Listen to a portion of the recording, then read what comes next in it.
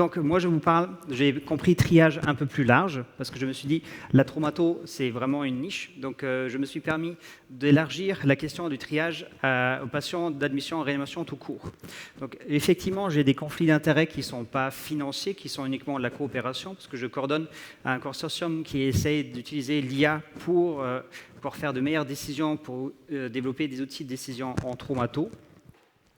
Mais à la base, moi, je viens vraiment d'un esprit extrêmement critique. Moi, je pense qu'il faut que nous, les médecins, on s'intéresse à ces outils, justement pour être en mesure de les critiquer et d'être dans le cockpit avec les experts. Et donc, je ne suis pas certain que le rapport sera vraiment tellement transformateur, mais c'est indispensable qu'on soit associé à leur développement pour les remettre en question. Donc les questions que je vais essayer de répondre, c'est pourquoi est-ce que ça peut être intéressant d'utiliser l'IA pour les admissions en réanimation, le triage en réanimation, à quel moment, quel output. Donc ça, je me permets d'introduire un terme, parce qu'il y a aussi beaucoup de mots qui sont comme ça lancés dans ces discussions. Donc output, c'est tout simplement le critère de jugement. Tout comme variable ou donnée, les gens qui font de la data, ils utilisent le terme features, par exemple. Donc ça, ça crée de la confusion. Donc quelle variable, quel output quel bénéfice, impact de venir sur le patient, comment les déployer. Donc l'enjeu, il est évident, surtout si on se situe aux urgences, parce que je ne connais aucun service d'urgence en France, voire dans un pays industrialisé, qui n'est pas face à un afflux massif de patients au quotidien.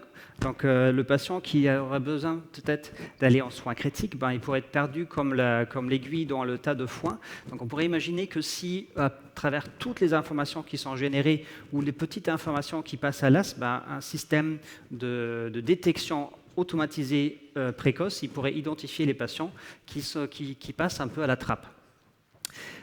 Clairement, il y a un délai, le délai en fait, de la détection des patients qui ont besoin de soins critiques, d'admission en soins critiques, plus ce besoin est détecté tard, plus leur mortalité augmente. Ça, il y a vraiment plusieurs études cohortes. Ça, c'est un exemple anglais sur la mortalité à 30 jours. Vous voyez que c'est quand même, ils sont en mesure de le chiffrer, ça veut dire entre 6 et 8 heures, il y a un mort pour 80 patients lorsque l'admission en réanimation, le besoin d'admission en réanimation est détecté avec un retard. Ça, ce sont des données américaines, une estimation, non seulement il y a le patient individuel, mais il y a aussi l'utilisation des ressources. On peut imaginer que l'IA peut permettre de prédire à l'échelle d'un système, à l'échelle d'une région. On avait essayé de le faire pour le Covid, le besoin de lits de soins critiques. Et là, c'est un exemple américain, c'est-à-dire que l'IA pourrait aussi vous permettre d'avoir des projections lors d'une pandémie ou même tout court au quotidien du nombre de lits de soins critiques et donc de la gestion des ressources. Donc ça, c'est un peu l'enjeu. Et pour revenir sur le patient individuel, évidemment, un système de triage IA pourrait permettre d'accélérer, de détecter les patients plus tôt, donc les faire bénéficier des soins critiques plus tôt, améliorer la prise de décision. On a vu ce sujet de l'outil l'aide à la décision, d'améliorer, standardiser, rendre nos décisions plus reproductibles, faire une utilisation des ressources plus intelligente et réduire aussi la charge cognitive, peut-être voir la charge émotive des équipes, parce qu'il y a des tâches répétitives simples qu'on peut déléguer à la machine, et donc ça réduit leur charge cognitive et leur charge de travail. Ça, c'est la théorie et l'enjeu. Je reviens à ce que, en fait, tous mes 3 collègues sur le panel ont dit. Ce qui est vraiment très, très, très important, c'est de s'acculturer. C'est pas l'année dernière, on disait encore ça va venir. En fait, c'est déjà là. Et il ne faut pas sous-estimer cette énorme pression médico-économique qu'il y a derrière. Forcément, il y a des intérêts économiques qui sont considérables, qui sont derrière. Donc, on est déjà face au défi de s'approprier, de critiquer ces outils, mais ce n'est pas différent d'un autre outil comme l'échographe ou un outil de monitorage hémodynamique. Il faut rester dans une approche scientifique, il n'y a pas d'alternative, et il faut qu'on soit s'armer individuellement. Et donc, évidemment, c'est foisonnant. Même pour les experts, c'est extrêmement difficile de connaître vraiment les minutieux détails d'un algorithme, de l'avantage par rapport à un autre. ChatGPT peut être un outil. Personnellement, je m'en sers pour coder, mais je dirais c'est un outil pédagogique à utiliser avec précaution pour tous les éléments que Marc a exposés. L'hallucination, il y a un biais inhérent de vous raconter ce que vous voulez entendre. D'accord ? Il est programmé pour ça. Donc c'est déjà dans la théorie de la conception d'un outil, c'est toujours l'a priori comment je conçois l'outil. Et ça c'est pareil si c'est du machine learning ou si c'est des modèles deep learning ou large language models comme ChatGPT, il y a toujours une préconception humaine et qui joue énormément. Et on n'en parle pas assez, mais on n'a pas le temps. Donc si vous voulez vraiment un outil pour vous acculturer, on va dire rapport temps-bénéfice, je vous recommande de lire cet article qui est voyé en 13 étapes. C'est un outil ou un article extrêmement pédagogique dans le BMJ. Comment je construis un score. Donc la construction d'un outil machine learning ou intelligence artificielle, en fait, les étapes sont très très proches d'une construction de score. Et donc vous avez vraiment les 13 étapes indispensables. Et que c'est extrêmement bien écrit. Et donc toujours, en fait, poser à l'outil qu'on va vous proposer ou que vous évaluez, c'est quoi, comment ça a été, quel est ce a priori, d'accord? Pourquoi? Et qui était impliqué? Et à quelle finalité? C'est vraiment les 3 étapes les plus clés. Qui était impliqué? Il n'y a pas que des experts, il y a aussi des gens qui sont censés l'utiliser. Quelle est la finalité? Et surtout, cette finalité par rapport à quelque chose qui existe. On a vu qu'il y a des scores. Marc a montré un magnifique papier qui montre qu'un score simple, il fait aussi bien que des outils de machine learning, ou la régression logistique, parfois, elle fait aussi bien qu'un outil de machine learning. Donc, est-ce que c'est mieux vraiment par rapport à ce qui existe? Et surtout, quelle est la finalité? D'accord? Ce n'est pas parce qu'on est en mesure de faire qu'il faut le faire. J'ai revu un papier récemment qui faisait ce qu'on appelle du multi-omique. Vous prenez tout, vous mettez et puis vous faites un cocktail data et ça vous sort quelque chose. Et en fait, ce n'est pas parce qu'on est en mesure de le faire dans un contexte qu'il faut absolument le faire. Donc toujours remettre en question la finalité. Donc à quel moment, pour revenir à notre question, à quel moment donc prédire ce besoin patient d'admission en réanimation? Donc ça peut être en préhospitalier, et effectivement il y a des outils qui font ça même sur la donnée physiologique complexe, et on a vu ce que Jacques nous a présenté. Pour ça, les outils sont devenus très très puissants, même pour faire des boucles. On a vu l'exemple de l'animal dans l'hélicoptère. Donc effectivement, les machines deviennent de plus en plus la capacité d'analyser ce qu'on appelle le signal complexe, par exemple comme la variabilité de la fréquence cardiaque. C'est même des algorithmes qui sont en open access maintenant sur l'Internet. C'est même plus une innovation. Et donc ça, on ne sait pas faire. Donc ça, effectivement, on va avoir des outils qui sont en mesure de faire ça. Probablement, ce qui est plus intéressant à mon avis, plus pragmatique, c'est l'admission aux urgences et aussi pendant le processus de travail aux urgences et qui pourrait aussi nous donner une information sur l'intensité des soins. Ce qu'il ne faut pas oublier, que c'est un processus, c'est un parcours de patient. Donc attention aux outils qui font une estimation ponctuelle à un temps T du parcours patient, parce que pendant ce parcours patient, il y a des choses qui sont faites ou pas faites, des interventions patients. Donc idéalement, on voudrait que notre modèle, notre outil soit en mesure de prendre en compte en fait dans le temps l'évolution patient, parce qu'il peut être aussi pas grave au début, plus grave après, ou inversement, ou on a fait des interventions et il s'améliore, il n'a plus besoin d'aller en réa. Donc c'est ce qu'on appelle dans la littérature de time series data, ça veut dire des données qui sont en mesure d'évoluer avec le temps et de prendre en compte en fait ce qui est fait ou ce qui n'est pas fait. Donc pour ça, vous voyez, globalement, c'est une demande, Marc à très juste titre, et tous les trois, on vous a parlé de la data, je reviendrai dans un instant là-dessus, et surtout Marc, il a insisté sur la capacité en fait institutionnelle à générer ce data, parce que le processus de travail qui est nécessaire pour cela, il est assez complexe. Donc il faut que vous ayez en fait des outils qui sont en mesure, en temps réel, à partir de sources d'informations fragmentées qui peuvent être la fiche SMUR, qui peut être la fiche admission IAO, qui peut être la fiche information régulation SAMU, qui peut être l'observation par l'externe, qui peut être les paramètres vitaux, qui peuvent être les antécédents, qui peut être... En fait, c'est vraiment le défi, c'est par ces sources fragmentées de rendre la machine capable, en temps réel, en continu, d'appliquer non seulement l'algorithme, mais aussi d'extraire ces informations en continu et de le réanalyser, et pas perdre l'aiguille dans le foin. Donc ça, c'est sur le plan structure, architecture informatique, c'est assez complexe. Et dans la littérature, à ma connaissance, il y a très peu d'exemples. Je vais vous montrer un qui est assez réussi. Pourquoi c'est nécessaire? Parce qu'on a vu aussi déjà, on a évoqué les différents types de modèles. Ici, vous avez une liste de modèles qui sont les plus répandus. Et vous voyez qu'en fonction en fait, de leur nature, et je pense que la différence entre intelligence artificielle et machine learning, elle est assez artificielle, parce que comme on a vu, comme disait Tom, il y a des méthodes hybrides. En fait, globalement, on utilise même pour la même question, on peut utiliser plusieurs outils, ou ce qu'on appelle des super learners. Ce qui est important dans ce diapo, c'est de voir que plus en fait, la complexité d'analyser des données et aussi une quantité de données augmente, moins on comprend en fait, le modèle. Peu importe si c'est du machine learning ou si c'est du deep learning. Ça, c'est important parce que plus ça augmente la complexité, plus aussi on a besoin de la data.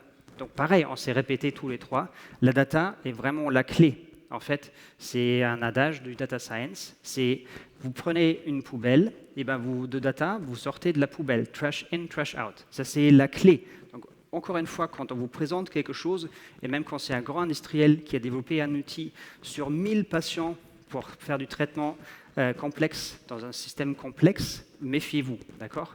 Plus c'est complexe, plus vous aurez besoin de données, et plus vous aurez besoin de données de qualité. Et un échantillon de 1000 patients développé par un industriel, ce n'est pas assez. Et ça dépend vraiment de la question. Donc la data est extrêmement clé. Globalement, évidemment, on voudrait extraire toutes ces données du dossier patient électronique. C'est ça l'enjeu. Mais en fait, c'est assez compliqué. Ça reste vraiment au quotidien assez compliqué à faire. Surtout ce qu'on parle, donc pour ça que je dirais l'IA n'est pas intelligente, elle n'est pas artificielle parce que ces données proviennent de quelque part et on a besoin surtout de l'intelligence humaine de construire ce schéma d'outils et aussi de votre a priori. Il y a toujours un a priori humain qui va rentrer dans votre modèle. Donc ce n'est pas du tout intelligent et ce n'est pas artificiel. Et surtout, pour l'instant, on a vraiment un énorme effort à faire sur l'information contextuelle. Ça reste vraiment très très difficile. Le mot de l'externe qui marque les marbrures au début qui sont perdues quelque part dans le dossier patient, là, pour l'instant, la machine a du mal. Donc, chaque data a un contexte, et donc ce contexte correspond à une expertise, ce qui veut dire que votre modèle aussi, il a peut-être le défi de marcher très bien dans un contexte, mais pas dans un autre contexte, qui pose un problème ou une question pour la validation externe. Pour illustrer ça, donc l'expertise peut être très très locale, adaptée parfaitement à un contexte, à un hôpital, à un système, et pas marcher dans un autre. Et donc cette question de validité externe, qu'à la fois on demande à un modèle, on demande toujours qu'il y ait une validation externe, mais au même moment, ou en même temps, c'est un défi parce que, justement, puisque c'est parfaitement adapté à un contexte, ça ne marchera pas dans un autre. Pour illustrer ici, ça c'est un revue justement de tous les modèles qui ont été développés pour prédire l'admission en réanimation à partir des urgences. Et vous voyez que la majorité des études est vraiment développée dans un certain contexte, dans un certain type de soins, la majorité aux États-Unis, Corée, très fort, mais vous voyez que, par exemple, l'Europe est sous-représentée. Donc, encore une fois, un contexte est très important parce qu'il y a le contexte data, le contexte expertise, ça va ensemble. Ce qui marche bien dans un contexte ne marche pas forcément dans un autre. Dans la même revue, vous voyez ici, quand on regarde les 4 critères qui sont appliqués de applicabilité, le outcome, vous voyez, c'est le niveau du biais des modèles qu'ils ont reviewés. Et donc on voit que globalement, on évolue quand même. Il y a très peu qu'ils jugent vraiment biaisés sur le niveau d'applicabilité, sur le outcome, sur les prédicteurs et sur les participants. Donc effectivement, on voit que ça s'améliore. Il y a quelques années, ce n'était pas aussi bien. Et quelles sont donc les variables qu'ils utilisent? Vous voyez ici la liste globalement des variables qu'on retrouve dans la littérature et vous trouvez vraiment un peu de tout. Ici, vous avez la distribution du nombre de variables qui étaient utilisées par les différents modèles. Et c'est très très vaste. Vous trouvez évidemment des variables physiologiques comme la pression artérielle, la saturation, la fréquence respiratoire. Il y a un mélange d'informations, parfois très précoces dans le parcours patient. Encore une fois, il faut se poser la question à quel moment je génère ma prédiction, dans quel type de données je dispose au début, par exemple l'admission aux urgences, ou plus tard. Ici, il y a du codage. Vous voyez, le codage, ça c'est vraiment très tard dans mon parcours patient. Donc, encore une fois, quelle est la capacité du modèle de vraiment refléter le parcours patient? Est-ce que le parcours data reflète le parcours patient? Pour garder un esprit critique par rapport à ces modèles. Ici, donc, un résumé en fait, des modèles, de la performance des modèles. La métrique qu'ils ont choisie, c'est l'aire sur la courbe et la sensitivité, qui ne sont pas du tout les seules métriques qui sont recommandées à évaluer la performance d'un modèle. Il y a plein d'autres métriques, et c'est en fonction de la question qui est posée qu'il faut regarder les métriques. La sensibilité, d'ailleurs, c'est probablement pas le meilleur, et l'AUC non plus, c'est plutôt le rapport de vraisemblance si on veut l'utiliser comme un test diagnostic. Mais vous voyez que la performance est extrêmement variable, avec un modèle sur l'admission en réanimation qui est pas mal, que j'ai mis en jaune, qui est une admission en Auréa. Mais encore une fois, juste parce qu'on balance un R sur la courbe qui paraît bien, avec un intervalle de confiance qui paraît bien, faut regarder aussi les autres métriques. Ici, donc, une revue des différents des outils qui sont utilisés. Vous voyez, j'ai mis la régression logistique en vert dans une revue d'admission d'outils prédiction en réanimation avec sensibilité, spécificité, accuracy, précision et AUC. Et ce qui est intéressant, c'est que même avec des outils plus performants, on garde un intervalle de confiance sur les différents métriques qui reste assez large en fonction de l'outil utilisé. Donc ce n'est pas forcément l'outil, le modèle en soi, c'est vraiment comment c'est contextualisé, quelle question est posée et quel type de data dont j'ai besoin. Une autre revue, pareil, sur la capacité de prédire l'admission en réanimation. Qui montre, ici vous voyez admission en réanimation, c'est les deux dernières lignes, avec encore une fois, par exemple, une métrique de sensibilité qui reste très variable. Ça tend vers quelque chose d'exploitable. Mais ce qui est intéressant ici, encore une fois, le contexte, c'est qu'il y a une vraie différence entre quel type d'institution j'utilise. Est-ce que c'est un hôpital privé? Est-ce que c'est un hôpital public? Et vous voyez, donc ça c'est une vraie question, c'est encore une fois question du contexte US. Et vous voyez, il y a une vraie différence dans la capacité, ce qui dépend aussi bien sûr des données qui sont globalement disponibles. Donc pour illustrer un autre défi, c'est que la majorité de ces modèles, pour l'instant, sont rétrospectifs. Sur l'ensemble de la littérature, pour l'instant, d'une cinquantaine de modèles qui sont publiés, qui suivent une méthodologie suffisamment robuste, il n'y a que 6 qui sont réalisés en prospective. Pourquoi c'est important? Parce qu'en fait, il ne suffit pas juste d'avoir une validation rétrospective d'un modèle. Il faut aussi, vous avez vu dans toutes nos présentations, que contextualiser, l'intégrer dans un schéma de travail réel, dans la vie réelle, avec de la donnée réelle. C'est ça le vrai défi. Ici, c'est un papier d'Intensive Care Medicine de 2020 qui montre donc l'explosion des papiers prédiction, peu importe, en réanimation tout court. Et vous voyez que la trajectoire souhaitée, ça serait le dernier point, c'est vraiment intégration dans un processus de travail, les points 7 et 8. Et on voit qu'on n'est pas du tout bon sur la trajectoire. Il y a très peu de travaux qui vraiment essayent d'intégrer un outil, peu importe lequel, dans un schéma de travail réel, avec des données réelles, et regarder l'impact patient. Donc, je remercie Marc d'avoir mentionné ce travail. J'ai eu le plaisir de le coordonner. Et effectivement, c'est de la traumato. On a mis en place le schéma, c'était une application smartphone, et le médecin renseigne l'application smartphone pour prédire le choc hémorragique ou les besoins patients choc hémorragique. Et en temps réel, avec de la donnée réelle, il n'avait pas accès au modèle. Nos modèles tournaient séparément en aveugle. Et c'était au moment de l'appel du SAMU. Et ce qu'on constate, c'est qu'en fait, la machine et l'humain ont exactement la même performance. Pourquoi c'est important?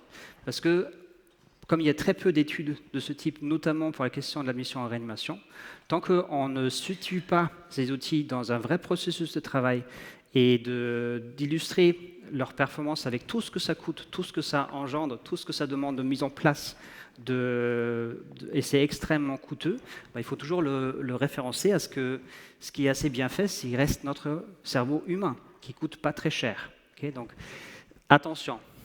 Attention, évidemment, il y a un outil, je dis ça de façon polémique, comme Marc l'a très bien exposé, ça pourrait effectivement améliorer, standardiser nos décisions, mais il faut toujours le mettre dans un contexte et le défier. Donc, une étude, un exemple qui est vraiment, à mon avis, qui est assez réussi, c'est pour ça que je le montre, c'est Duke University, qui ont vraiment réussi le défi. Ça veut dire ils ont mis en place un système aux urgences qui s'intègre, qui se nourrit du dossier électronique du patient pour prédire aux urgences le besoin d'admission en réanimation.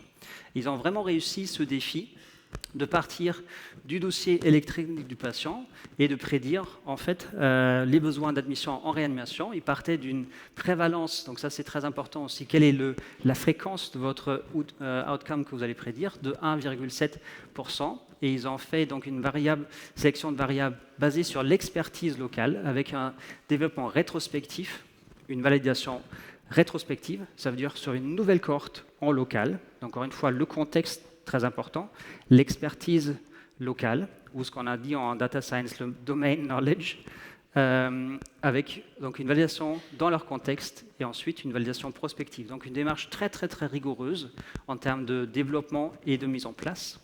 Et ils ont réussi effectivement, ça ce sont les variables qu'ils ont utilisées, qui alimentaient le modèle. Donc on retrouve globalement des choses qui sont assez standards, quand il n'y a pas de surprise en termes de variables. Ce sont des variables qu'on utiliserait dans un raisonnement clinique, dans un schéma clinique. Mais ce qui est intéressant, c'est qu'ils étaient en mesure de vraiment l'utiliser en continu. Et le modèle s'adaptait au fur et à mesure du parcours patient. Donc ils ont vraiment créé un parcours donné qui reflète le parcours patient, avec des métriques de performance vraiment satisfaisantes. Et donc une capacité d'améliorer en fait l'admission en réanimation par la détection de patients graves. Donc ils augmentaient leur taux d'admission en réanimation. Donc en résumé, parce le défi restera ici pour tous ces outils, peu importe, c'est lorsque vous êtes confronté à un outil, peu importe la question, vraiment, la question reste la finalité, la qualité de la donnée et comment ça se situe dans un schéma de travail clinique et quel est l'impact patient. Et je pense que c'est à prendre comme message pour ne pas gober de façon aveugle. Ce sont les questions qu'il faut vraiment poser toujours à la base. Merci pour votre